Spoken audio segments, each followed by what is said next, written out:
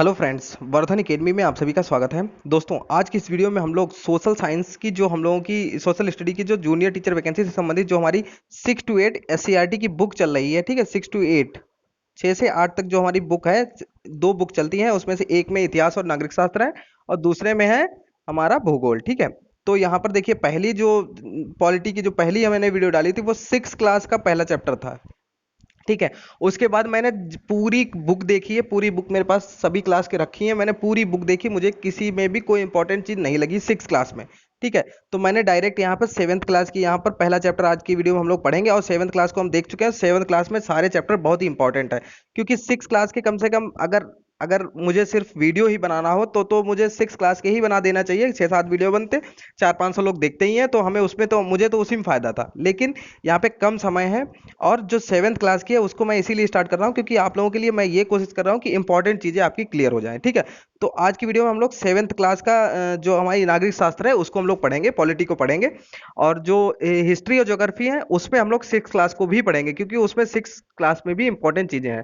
लेकिन जो नागरिक शास्त्र है उसमें हम लोगों का 6 क्लास में कोई भी इंपॉर्टेंट, मुझे कोई भी चैप्टर इंपॉर्टेंट नहीं लगा, मतलब उसमें कुछ भी इंपॉर्टेंट नहीं लगा। 7th क्लास में देखिए, आपका हमारा संविधान है, पहला ही चैप्टर काफी इंपॉर्टेंट है। बहुत बहुत अच्छे तरीके से इसमें चीजें दी गई हैं और मैंने इसमें हाईलाइट भी कर दी हैं, ठीक है। तो मेरे लिए तो मान लो अगर मैं पूरा 6 क्लास बनाता तो ही वही फायदेमंद था, क्योंकि उसमें मुझे व्यूज मिलते।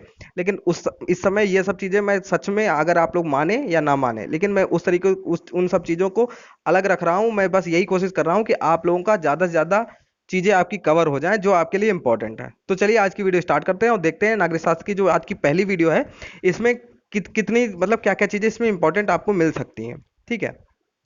इसमें देखिए हमारा संविधान, अवर कॉन्स्टिट्यूशन। अब देखिए इसमें जो इंपॉर्टेंट चीजें हैं बस उसी को देखेंगे, कैसे बना हमारा संविधान जवाहरलाल नेहरू संविधान पर हस्ताक्षर करते हुए। अब यहां से देखिए, सन 1946 में एक संविधान सभा बनाई गई, ठीक है। तो सबसे पहले एक संविधान सभा कब बनाई गई थी? 1946 में। इसमें 389 लोग थे जो भारत के हर प्रांत से आए थे, 389, ठीक है। तो पहली संविधान सभा बनाई गई तो उसमें कितने लोग थे, ये भी क्वेश्चन एक बनता है, बहुत इंपॉर्टेंट क्वेश्चन है। 389 लोग थे। कुछ लोग जिनके नाम आपने सुने होंगे, वे थे सरोजिनी नायडू, विजय लक्ष्मी पंडित, मौलाना अब्दुल कलाम आजाद, जवाहरलाल नेहरू, एच वी कामत। इस सभा के अध्यक्ष कौन थे? डॉक्टर राजेंद्र प्रसाद, ठीक है। अब संविधान सभा की एक प्रारूप समिति भी बनी जिसके संविधान लिखने का काम किया, ठीक। इस समिति के अध्यक्ष थे डॉक्टर बी आर अम्बेडकर। 26 जनवरी 1950 को संविधान लागू होने के बाद ही अपने देश में लोगों द्वारा चुनी गई नई सरकार का शासन शुरू हुआ, इसलिए हर साल 26 जनवरी को गणतंत्र दिवस मनाया जाता है, ठीक है। तो जो संविधान सभा के स्थायी अध्यक्ष थे वो कौन से थे, यहाँ पर मैं बता दूं, वो थे डॉक्टर राजेंद्र प्रसाद। और जो 9 दिसंबर, एक और यहाँ पर जान लीजिए आप लोग, 9 दिसंबर 1946, 9 दिसंबर 1946 को एक बैठक हुई थी संविधान सभा की। उसमें एक अस्थायी सदस्य अध्यक्ष बनाए गए थे, उनका नाम था सच्चिदानंद सिन्हा, डॉक्टर सच्चिदानंद सिन्हा। तो जो अस्थायी सदस्य हैं वो आप लोग, अगर आपको नहीं पता है तो आप लोग लिख सकते हैं। और पहली जो बैठक हुई थी वो 9 दिसंबर 1946 को हुई थी, जिसमें अध्यक्षता की थी डॉक्टर सच्चिदानंद सिन्हा ने। और बाद में जो इसके स्थायी सदस्य बनाए गए थे, अध्यक्ष बनाए गए थे, वो थे डॉक्टर राजेंद्र प्रसाद, ठीक है। ये आपको कंफर्म होना चाहिए। प्रारूप समिति के अध्यक्ष कौन थे? Doctor B R Ambedkar. 26 जनवरी 1950 को संविधान लागू होने के बाद ही अपने देश में लोगों द्वारा चुनी सरकार का शासन शुरू हुआ, इसलिए हर साल 26 जनवरी को गणतंत्र दिवस मनाते हैं, ठीक है। तो ये देख सकते हैं। अब थोड़ा सा इसमें देख लेते हैं डॉक्टर भीमराव अंबेडकर के द्वारा के बारे में, और बाकी फिर आगे जो इंपॉर्टेंट है हाईलाइटेड चीजें सिर्फ उसी को देखेंगे। डॉक्टर भीमराव अंबेडकर ने लंदन में गोलमेज सम्मेलन में प्रतिभाग किया था। वे मानते थे कि दलितों के सामाजिक उत्थान के लिए उनकी राजनीतिक भागीदारी आवश्यक है, इसलिए उन्होंने दलितों के लिए अलग से निर्वाचन की मांग की, जिसके फलस्वरूप विधानमंडलों में दलितों को स्थान आरक्षित कर दिए गए, ठीक। अब देखिए हमारा संविधान, इसके बारे में देख लेते हैं। भारतीय संविधान विश्व का सबसे बड़ा एवं लिखित संविधान है। अब एक चीज देखिए, हमारा संविधान के बारे में जितनी भी चीजें बताई जा रही हैं उन सब चीजों को आप लोग, जो नहीं पता है उनको आप लोग लिख सकते हैं। और कुछ चीज ऐसी होंगी जो हो सकता है अभी 7th क्लास का ही चल रहा है, तो इसमें कुछ चीजें आपकी ना भी मिले, ठीक है। तो 8th क्लास में मिल जाएंगी। और मैं बस वही चैप्टर्स पढ़ाऊंगा जो इंपॉर्टेंट हो। जैसे 6th क्लास में कुछ भी इंपॉर्टेंट नहीं था, इसलिए उसको मैंने हटा दिया पूरा, ठीक है। तो 9th और 10th भी करवा दूंगा, जितने जल्दी अगर समय से पहले हो गया तो 9 10 तक मैं इसको कंप्लीट करवा दूंगा, जिससे आपका अच्छे से ये तैयार हो सके, ठीक है। इसमें आवश्यकता पड़ने पर संशोधन एवं परिवर्तन किया जा सकता है। मूल संविधान में कुल 22 भाग, 395 अनुच्छेद व 8 अनुसूचियां थी। अक्सर ये क्वेश्चन पूछा जाता है कि मूल जो संविधान था उसमें कितने अनुच्छेद थे, तो कितने थे? 395। अनुसूचियां कितनी थी? 8 अनुसूचियां थी और 22 भाग थे, ठीक है। वर्तमान में अनुसूचियों की संख्या बढ़ाकर 12 हो गई है, ठीक है। आइए जाने हमारे संविधान में क्या है। अब प्रभुत्व संपन्न राज्य, ठीक है, आप प्रस्तावना पढ़ेंगे तो ये सारे वर्ड आपको मिलेंगे, इनका अर्थ क्या होता है ये भी आप लोग जान लीजिए। भारत सरकार आंतरिक एवं बाहरी मामलों में अपनी इच्छा अनुसार आचरण एवं कार्य करने को पूर्ण स्वतंत्र है, इसलिए भारत को प्रभुत्व संपन्न राज्य कहा जाता है। लोक लोकतंत्रात्मक गणराज्य, भारत की जनता सरकार जनता के लिए तथा जनता द्वारा चुनी जाती है, इसलिए इसे लोकतंत्रात्मक कहा जाता है।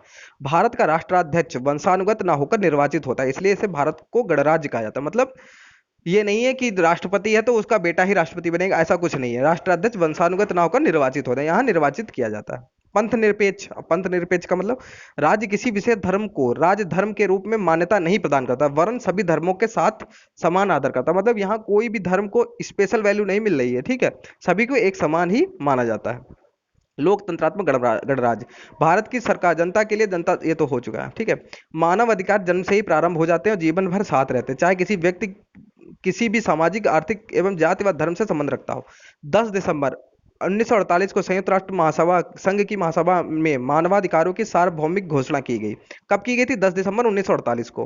पूरा विश्व 10 दिसंबर को मानवाधिकार दिवस के रूप में मनाता है। भारत में मानवाधिकारों की रक्षा के लिए 1993 में राष्ट्रीय मानवाधिकार आयोग का गठन किया गया। तो भारत में राष्ट्रीय मानवाधिकार आयोग का गठन कब किया गया? 1993 में।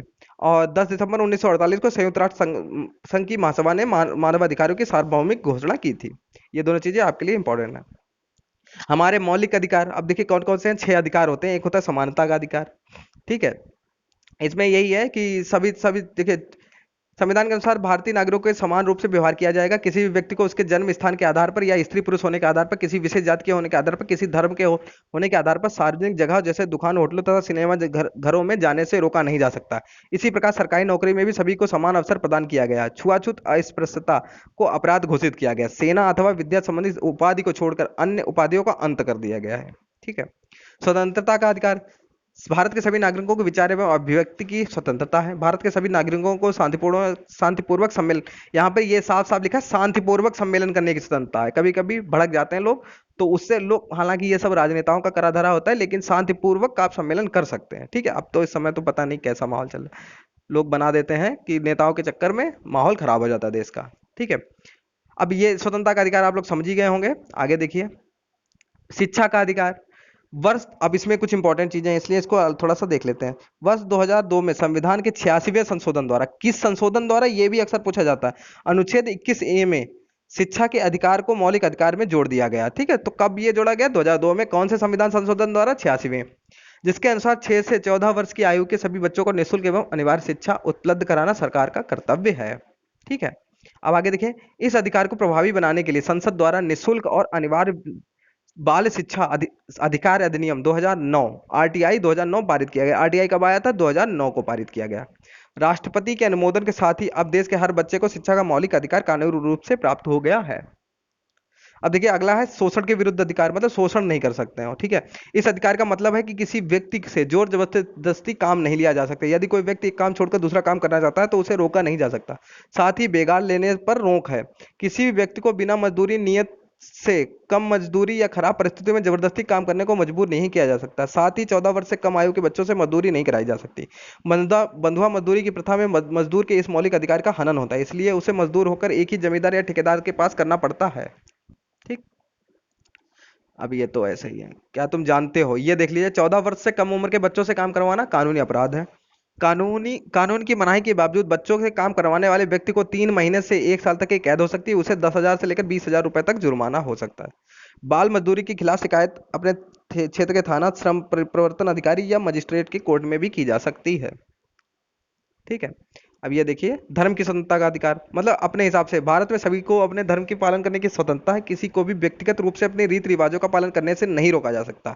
सभी को अपने धार्मिक कार्यक्रमों का आयोजन करने की स्वतंत्रता है। आपने देखा होगा कि हम सभी होली, दिवाली, ईद, क्रिसमस, लोहड़ी जैसे त्योहारों को कितने आनंद से मनाते हैं। संस्कृति एवं शिक्षा का अधिकार है, मतलब सबको अपनी संस्कृति और अपनी शिक्षा का अधिकार है। फिर है संवैधानिक उपचारों का अधिकार। कहीं पर यदि मौलिक अधिकारों का हनन हो रहा है तो सीधे उच्चतम या उच्च न्यायालय में मुकदमा करने का अधिकार भी एक मौलिक अधिकार है। सरकार का यह कर्तव्य है कि वह भारतीय नागरिकों के मौलिक अधिकारों की रक्षा करे। यदि वह ऐसा नहीं करती तो उसके विरुद्ध लोकहित का मुकदमा किया जा सकता है, ठीक है। राज्य के नीति निर्देशक तत्व हैं, ठीक है। राज्य के नीति निर्देश इसके बारे में हम लोग जो है हमारे, अब देखिए इस मौलिक कर्तव्य को 1976 में संविधान में जोड़ा है, जिसके अनुसार भारत के प्रत्येक नागरिक का यह कर्तव्य होगा कि वह संविधान का पालन करे, उसके आदर्शों, राष्ट्र संस्थाओं, राष्ट्रध्वज एवं राष्ट्रगान का आदर करे। स्वतंत्रता के लिए हमारे राष्ट्रीय आंदोलनों को प्रेरित करने वाले उच्च आदर्शों को हृदय में सजोएं और उसका पालन करें। भारत की संप्रभुता, एकता और अखंडता की रक्षा करें, उन्हें अक्षुण्ण बनाए रखें। देश की रक्षा करें, आह्वान किए जाने पर राष्ट्र की सेवा करें। भारत के सभी लोगों में समरसता और सम्मान, भ्रातृत्व की भावना का निर्माण करें, जो धर्म, भाषा और प्रदेश या वर्ग पर आधारित सभी भेदभावों से परे हो। ऐसी प्रथाओं का त्याग करें जो स्त्रियों के सम्मान में के विरुद्ध हो। भारतीय संस्कृति के गौरव को समझें और उसका सम्मान करें। प्राकृतिक पर्यावरण की, जिसके अंतर्गत वन, झील, नदी और वन्य जीव हैं, रक्षा करें और उनका संवर्धन करें तथा प्राणी मात्र के प्रति दया भाव रखें। ये मैं इसलिए पढ़ रहा हूं क्योंकि इससे भी आ जाता है कि कौन सा हमारे मूल कर्तव्य में नहीं है, ठीक है। वैज्ञानिक दृष्टिकोण, मानववाद, ज्ञानार्जन तथा सुधार की भावना का विकास करें। सार्वजनिक संपत्ति को सुरक्षित रखें और हिंसा से दूर रहें। व्यक्तिगत और सामूहिक गतिविधियों के सभी क्षेत्रों में उत्कर्ष की ओर बढ़ने का सतत प्रयास करें, जिससे राष्ट्र निरंतर बढ़ते हुए प्रयत्न और उपलब्धि की नई ऊंचाइयों को छू सके। हर माता पिता या संरक्षक 6 से 14 वर्ष की आयु के बच्चों को अपने बाल्य को शिक्षा के लिए अवसर प्रदान करें। यह कर्तव्य 2002 में संविधान में जोड़ा गया। वर्तमान में मौलिक कर्तव्यों की संख्या कितनी है? 11। तो मौलिक कर्तव्य टोटल कितने हैं? 11 हमारे मौलिक कर्तव्य हैं। तो इस तरीके से ये देखिए पहला ही चैप्टर था 7th क्लास का और काफी इंपॉर्टेंट था। तो इसी तरीके से अब 7th क्लास का चलेगा, फिर 8th क्लास और फिर जितना जल्दी हो जाएगा उसमें 9th और 10th भी हम लोग ऐड कर देंगे, ठीक है।